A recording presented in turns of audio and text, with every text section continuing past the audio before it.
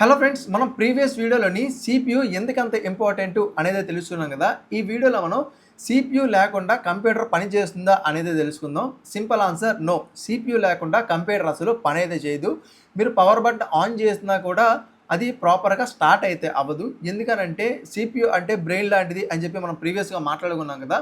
CPU లేకపోతే RAM నుంచి instruction తీసుకోవడానికి ఎవరు ఉండరు, ఇన్స్ట్రక్షన్ని ప్రాసెస్ చేయడానికి ఎవరు ఉండరు, అండ్ స్క్రీన్ మీద అవుట్పుట్ చూపెట్టడానికి కూడా మనకి ఎవరు ఉండరు. కాబట్టి కంప్లీట్గా మనకి సైలెంట్ సిచ్యువేషన్గా అయితే మారిపోతుంది. సో దీన్ని మనం ఒక రియల్ టైం ఎగ్జాంపుల్తో కన్సిడర్ చేస్తే, మీకాడ ఒక కారు ఉంది, దాంట్లో ఇంజన్ ఉంది, వీల్స్ ఉన్నాయి, అండ్ ట్యాంక్లో ఫ్యూయల్ అయితే ఉంది.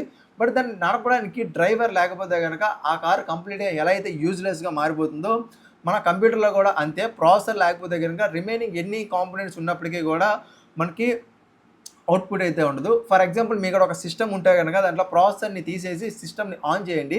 దాంట్లో ఉన్నటువంటి లైట్స్ వెలుగుతాయి, ఫ్యాన్స్ తిరుగుతాయి, బట్ అవుట్పుట్ రాదు, ఓఎస్ లోడ్ అవ్వదు. కంప్లీట్గా అది యూజ్ చేయకుండా అయితే కంప్లీట్గా మనం యూజ్లెస్గా అయితే మారిపోతుంది. సో ప్రాసెసర్ లేకుండా సిస్టమ్ ఆన్ అవ్వదు కాదు కదా, పని కూడా చేయదు. సో ఇది ఈ టాపిక్. నెక్స్ట్ టాపిక్లో మనం క్లాక్ స్పీడ్ అంటే ఏంటి అనేది అయితే తెలుసుకుందాము. సో ఈ వీడియోలో మీకు ఏమైనా డౌట్స్ ఉంటే కనుక డౌట్స్ని కింద కామెంట్ సెక్షన్లో కామెంట్ చేయండి, నేను ఆన్సర్ అవ్వడానికి ప్రయత్నిస్తాను.